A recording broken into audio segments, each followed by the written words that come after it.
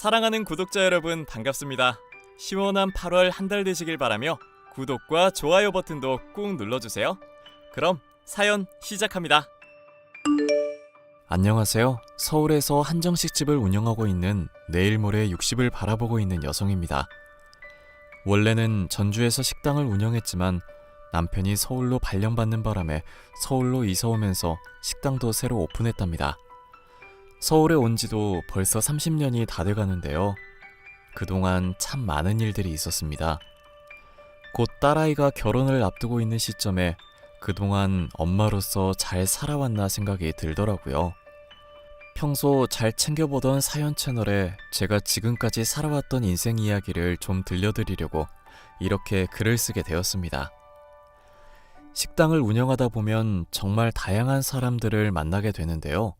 아마 여러분께 들려드릴 제 이야기 속에 등장하는 사람들은 제 인생에서 가장 특별하기도 하고 절대 잊히려야 잊힐 수 없는 그런 사람들이랍니다. 나이 들어 주책이라고 하실 수 있겠지만 큰 마음 먹고 제 이야기를 들려드리는 것이니만큼 많은 공감 부탁드려요. 저는 고등학교 시절에 제 과외 선생님을 무척이나 좋아했습니다. 어린 시절에 하라는 공부는 하지 않고 오로지 과외 선생님만 바라보았죠. 그 과외 선생님이 바로 제 남편입니다. 저보다 7살 많았던 남편에게 첫눈에 반해 무작정 시집간다며 울고 불고 떼쓰며 따라다니던 게 엊그제 같은데요. 그렇게 3년 넘게 쫓아다니다가 고등학교를 졸업하자마자 사법고시 준비생이었던 남편과 결혼했어요. 시어머니가 전주에서 한정식집을 운영하셨는데 저보고 나중에 물려받으라며 일을 배우라고 하시더라고요. 옛날 시부모님들 하면 가부장적인 분위기에 혹독한 시집살이를 시키기로 유명하잖아요.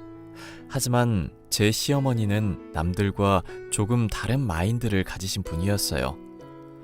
결혼한 지 얼마 되지 않아 친정엄마가 돌아가셨고 친정엄마의 빈자리를 시어머니가 대신해 주셨습니다. 옛날인데도 불구하고 고부 갈등은 찾아볼 수 없었고 정말 엄마와 딸처럼 지냈거든요. 희원아, 안 싸던 돌아가시고 나서 마음이 예전 같지 않지? 어머니, 솔직히 많이 힘들어요. 맨날 엄마 보고 싶고 저 어떻게 해야 될지 잘 모르겠어요. 울고 싶으면 마음껏 울어. 마음에 담아두지 말고 보고 싶은 만큼 울려무나. 이제 남은 가족도 없어요. 다들 엄마 돈 노리고 보상금 노리고 저 혼자 어떻게 살아가야 하죠? 왜 혼자야? 나도 있고 태규도 있는데, 응? 그런 말 말어. 어머니. 아가, 너 우리 태규 좋다고 졸졸 쫓아다니던 시절부터 저런 딸 하나만 있으면 좋겠다고 생각했거든? 어찌나 당돌하고 당차던지 그 모습이 너무 귀여웠단다. 그런데 우리가 이렇게 만날 인연이었어. 어머니, 그걸 기억하고 계셨어요? 그렇다 마다 어떻게 그 모습을 잊겠니? 이제 내가 친정엄마다 생각하고 마음 편히 대하거라. 어머니, 정말 그래도 돼요? 그렇고 말고. 나도 너처럼 살가운 며느리 얻어서, 아니, 딸 생긴 것 같아서 기분이 좋다. 말이라도 감사해요. 어머니 없었으면 어쩔 뻔했을까요? 제가 평생 잘 모시고 살게요. 그래, 앞으로 잘 살아보자. 태규가 속썩이거든 언제든지 나한테 오려무나. 내가 잔뜩 혼내줄 테니까. 네, 어머니만 믿을게요. 그렇게 얼마의 시간이 흘렀고 남편도 사법고시에 합격해 검사 생활을 시작했습니다. 그런데 저에게 한 가지 안타까운 시련이 찾아왔어요. 자녀 계획을 세우고 열심히 부부 생활에 임했지만 결혼 생활 7년 차에 접어들었는데도 좋은 소식이 들려오지 않았습니다. 많이 기다린 만큼 기대도 컸는데 매번 안타까운 결과에 실망도 많이 하게 되었죠. 그 당시 시험관 시술이나 인공수정이란 게 흔한 것도 아니어서 자연 임신으로는 상당한 제약이 따랐습니다. 결국 한동안 고생하다가 대학병원에서 정밀검사를 받기로 했어요. 검사 결과는 정말 충격적이었습니다. 제가 선천적으로 자궁이 약해 자연 임신이 어려울 수 있다는 소식을 듣고 말았거든요.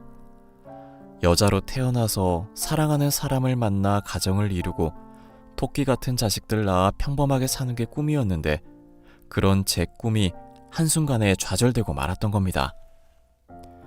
친척들은 곧 이혼당할 거라며 아이도 못 낳는 여자가 결혼 생활을 유지할 수 있겠냐며 손가락질까지 했고 그 당시 저는 모진 시선과 온갖 구설수에 오르내리며 마음고생을 심하게 할 수밖에 없었어요. 저는 큰 슬픔에 빠졌고 그런 저를 위로해줬던 건 바로 남편과 시어머니였습니다. 어머니, 저 어떡해요? 저 아이 못 가질 수도 있대요. 정말 죄송해요, 어머니. 그게 왜 네 탓이냐. 괜찮으니 그런 말 말아라. 대라도 이어야 하는데 그러지 못해서 너무 죄송해요. 그게 무슨 말이야. 꼭 배 아파 낳은 자식만 자식이 되는 건 아니야. 너희들만 괜찮다면 난 입양도 생각하고 있다.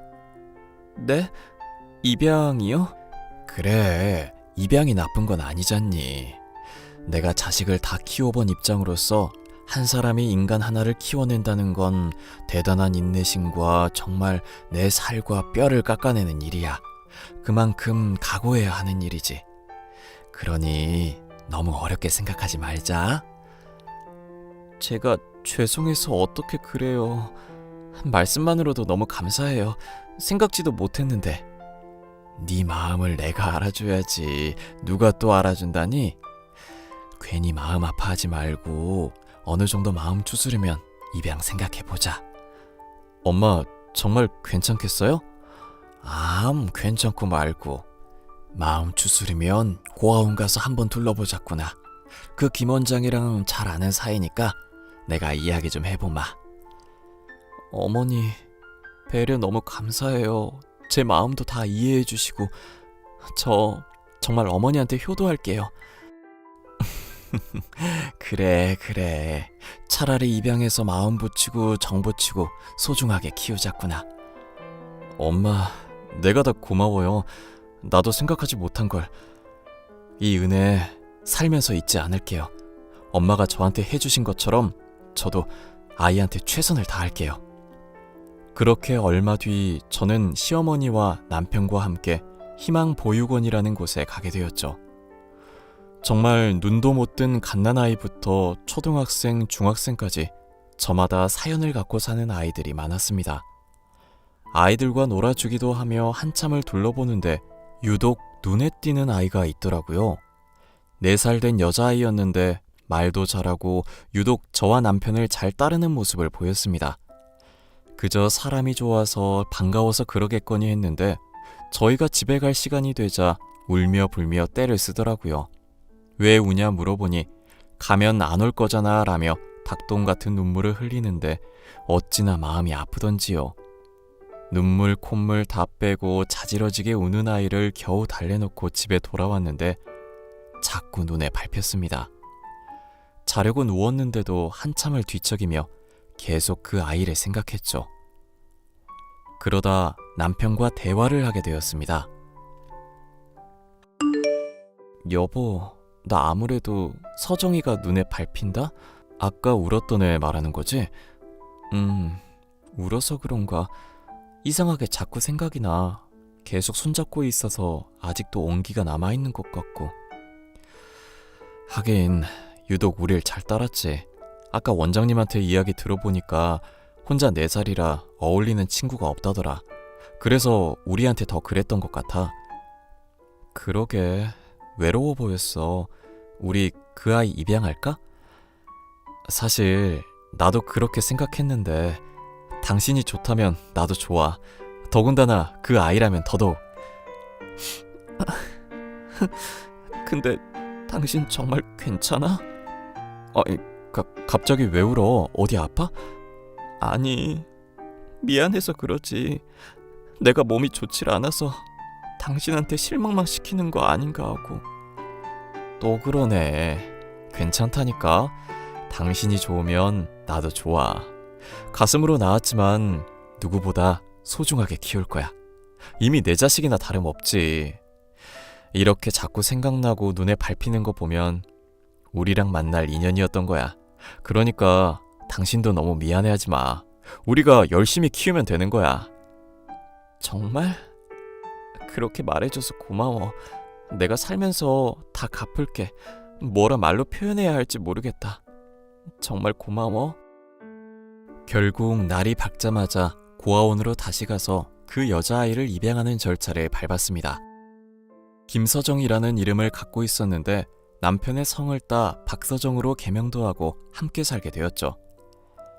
만날 인연은 따로 있다고 하듯이 처음부터 제 아이인 양 살갑고 친근했고 익숙했어요. 어느 화목한 집안 못지않게 처음부터 그래왔듯이 부러울 정도로 행복한 시간을 보내게 되었습니다. 그렇게 20년의 세월이 흘렀고 저는 시어머니에게 식당을 물려받아 본격적으로 운영하게 되었죠. 물론 시어머니도 함께 일했으나 나이가 드셔서 종종 허드렛 일을 도와주시는 정도였죠.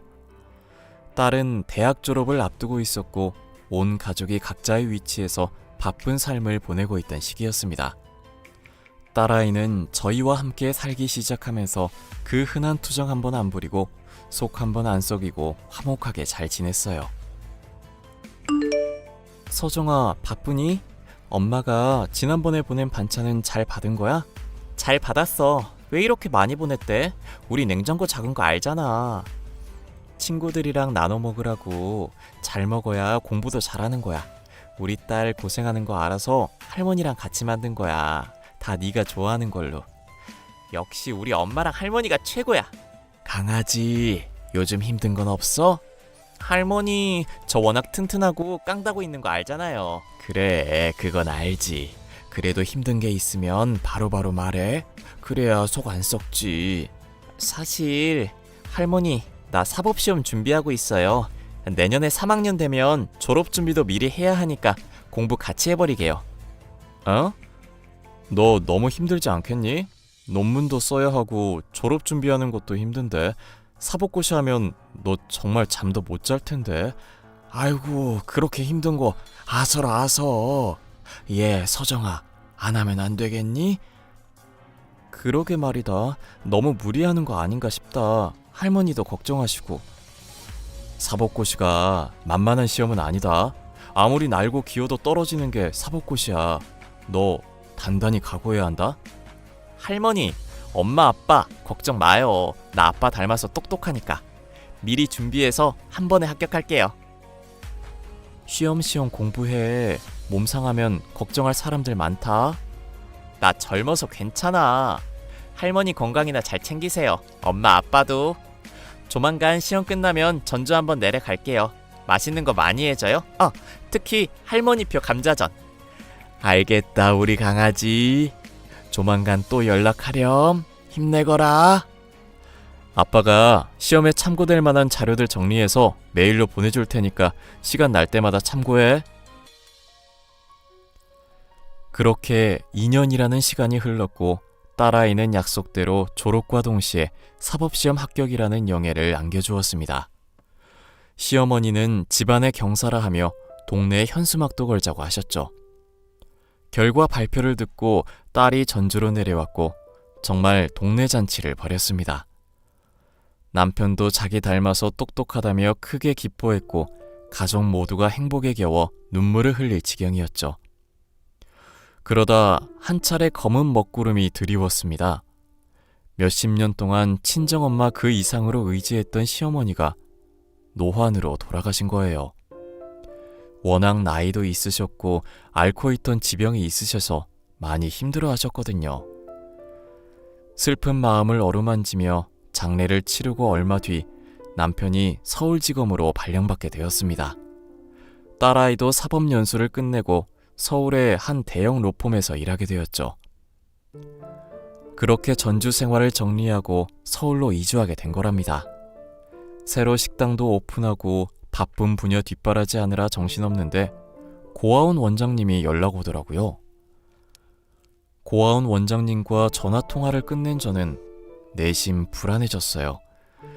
사실 얼마 전부터 딸아이의 친모라는 사람이 자신의 아이가 보고 싶다며 찾아왔다는 겁니다. 제가 지금까지 있는 정 없는 정 줘가며 키워온 자식인데 다시 데려갈까봐 두려웠나 봐요. 가슴으로 낳은 자식이지만 친자식이다 생각하고 온 애정을 다 쏟았는데 딸이 이제라도 친엄마한테 가고 싶다고 하면 어쩌지 하는 생각도 있었고요. 결국 뜬 눈으로 며칠 지샜는데 아니나 다를까 불안한 예감은 틀리지 않았습니다. 제가 운영하는 식당에 바로 딸아이의 친엄마가 찾아온 거였어요. 긴장되는 마음을 겨우 가라앉히고 조용히 대화를 시작했습니다. 김희원 씨 되시죠? 누군지는 대충 눈치채셨을 것 같은데. 서정이 친모예요. 네, 알고 있어요. 여기까진 어쩐 일이시죠? 어쩐 일이긴. 귀한 우리 딸 얼굴 좀 보려고 왔지. 그동안 우리 서정이 키워줘서 고마워요. 몇십 년 동안 찾지도 않다가 왜 이제 와서 그래요? 시끄럽게 굴지 말고 서정이 번호나 불러요. 나머지는 내가 알아서 할 테니까. 저기요, 지금 뭔가 착각하고 있는데 부탁을 해도 들어줄까 말까인데 왜 온 거예요? 아니, 우리 딸이 잘 나가는 변호사라며.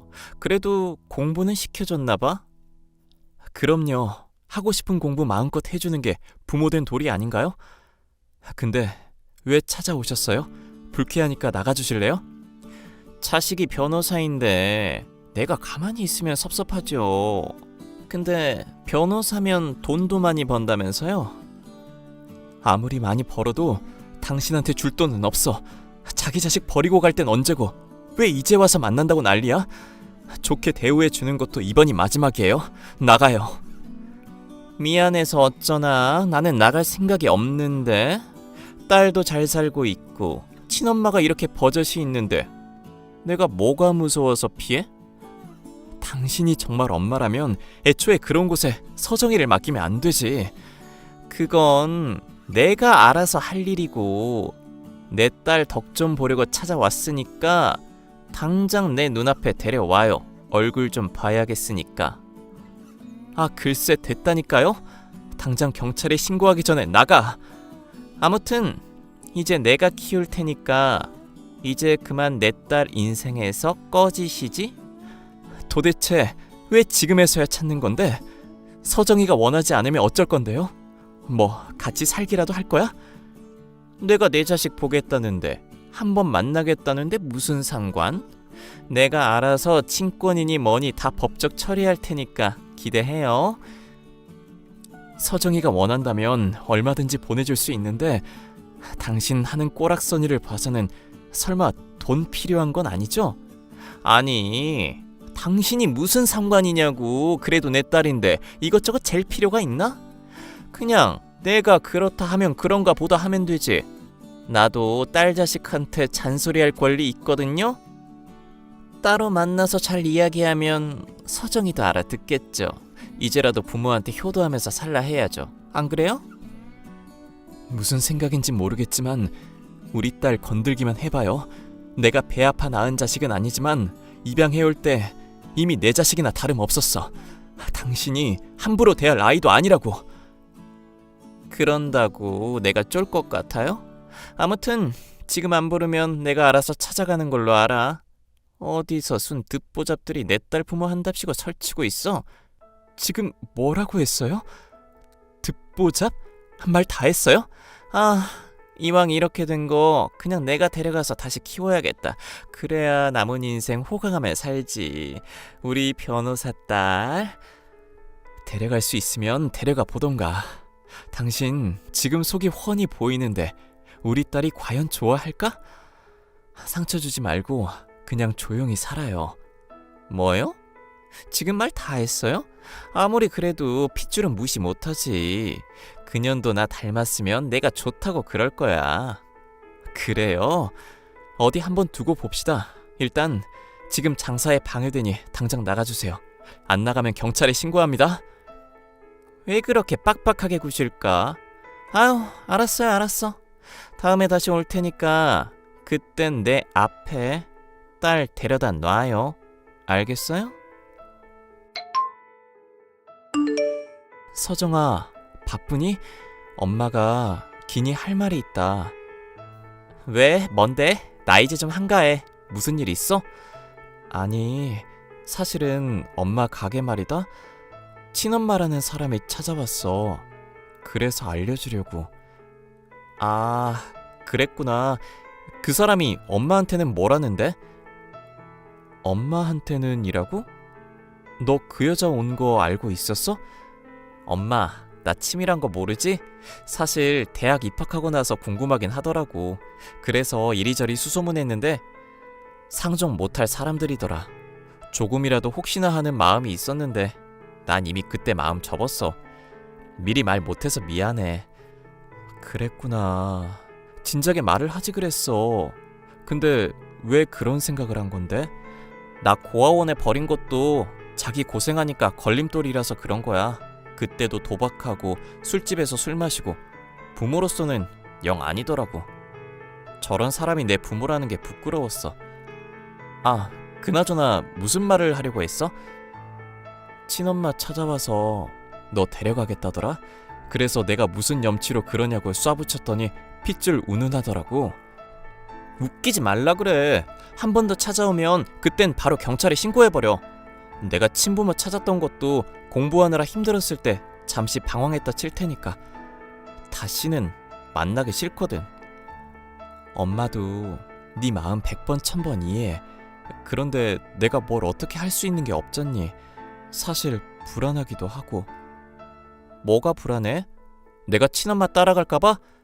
엄마는 날 그렇게 못 믿어. 아니, 널 못 믿는다는 게 아니라 몇십 년 동안 찾아오지도 않던 사람이 대뜸 찾아와서는 너 데려가겠다고 하니까. 아무튼 나중에 다시 오면 너 말대로 경찰에 신고할게. 어차피 법적 문제 될 것도 없고 입양된 지 오래고. 아니다, 다음에 찾아오면 나한테 바로 연락해. 알겠어. 바쁜데 시간 뺏어서 미안해. 이따 저녁에 보자 엄마. 오늘 일찍 들어갈게.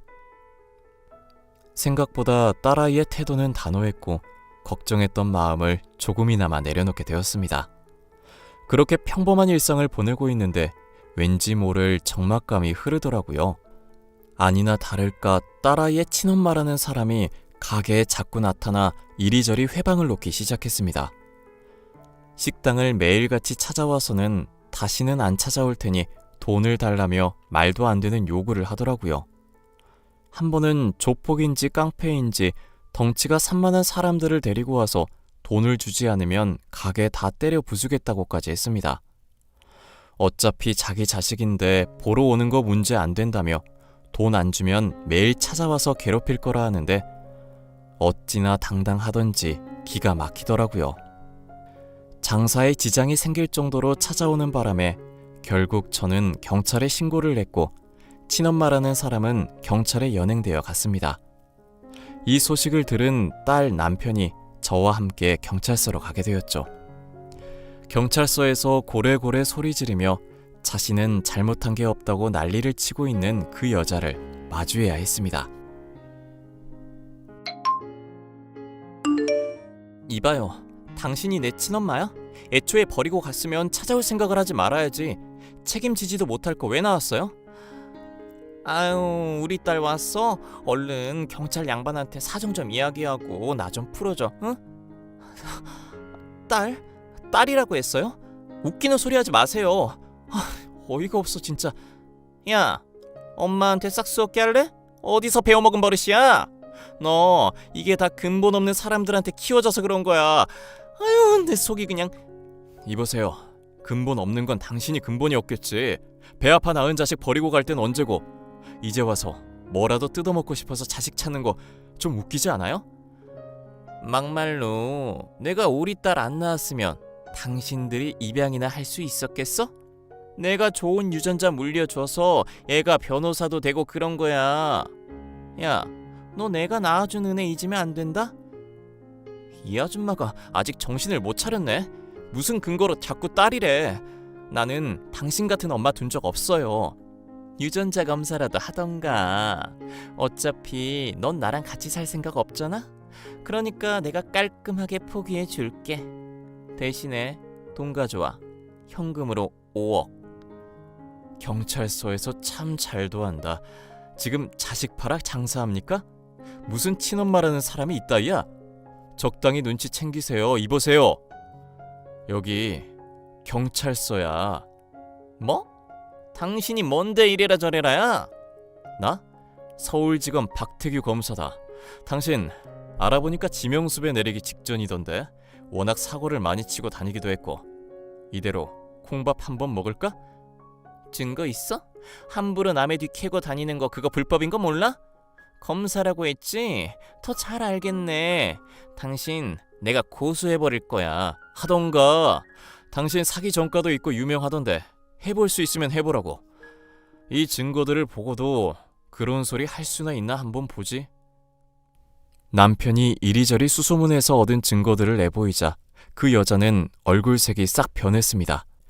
그랬더니 무릎까지 꿇으며 다시는 안 나타나겠다고 통사정을 해대더라고요. 가게에 찾아와 협박했던 증거까지 더해 경찰에 제출했고 사기죄, 공갈 협박 등으로 재판에 넘겨졌습니다. 유치장에 갇히면서까지 울며 불며 매달리는데 꼴이 말이 아니더라고요. 결국 그 여자는 징역 5년을 구형받아 구치소에 수감되었습니다. 딸아이는 그 여자를 상대로 접근 금지, 통신 제한을 걸어버렸고요. 아니나 다를까 구치소에 수감되고 난 뒤에 무슨 할 말이 그렇게 많은지 하루가 멀다 하고 접견 신청을 하더랍니다. 딸아이가 찾아가서 단단히 일러두고 왔다고 해요. 그랬더니 신기하게 그 뒤로는 아무런 연락도 없습니다. 모든 일이 끝나고 딸아이와 맥주 한잔하며 이야기를 나눴어요. 그동안 많이 놀랐지?